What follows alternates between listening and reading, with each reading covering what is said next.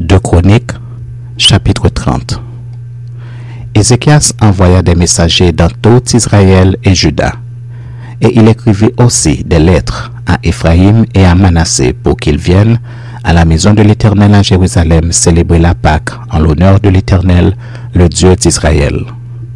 Le roi, ses chefs et toute l'assemblée avaient tenu conseil à Jérusalem afin que la Pâque fût célébrée au second mois, car on ne pouvait la faire en son temps parce que les sacrificateurs ne s'étaient pas sanctifiés en assez grand nombre et que le peuple n'était pas rassemblé à Jérusalem.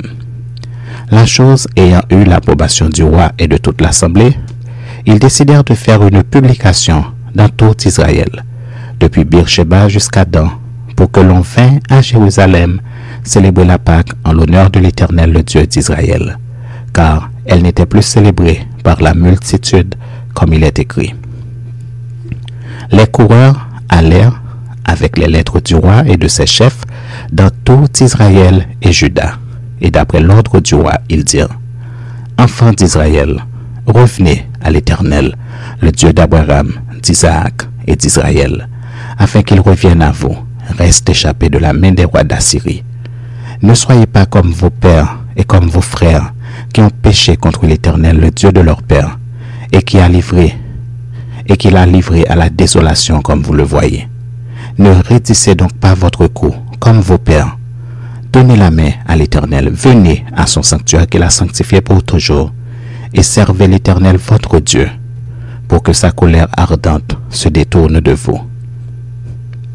Si vous revenez à l'Éternel, vos frères et vos fils trouveront miséricorde auprès de ceux qui les ont emmenés captifs, et ils reviendront dans ce pays, car l'Éternel votre Dieu est compatissant et miséricordieux.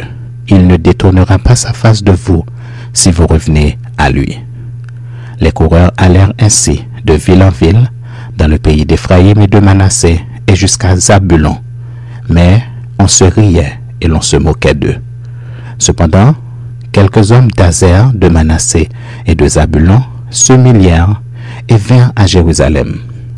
Dans Juda aussi, la main de Dieu se déploya pour leur donner un même cœur et leur faire exécuter l'ordre du roi et des chefs, selon la parole de l'Éternel. Un peuple nombreux se réunit à Jérusalem pour célébrer la fête des pains sans levain au second mois. Ce fut une immense assemblée. Ils se levèrent et ils firent disparaître les autels sur lesquels on sacrifiait dans Jérusalem et tous ceux sur lesquels on offrait des parfums, et ils les jetèrent dans le torrent de Cédron. Ils immolèrent ensuite la Pâque le 14e jour du second mois. Les sacrificateurs et les Lévites, saisis de confusion, s'étaient sanctifiés, et ils offrirent des holocaustes dans la maison de l'Éternel.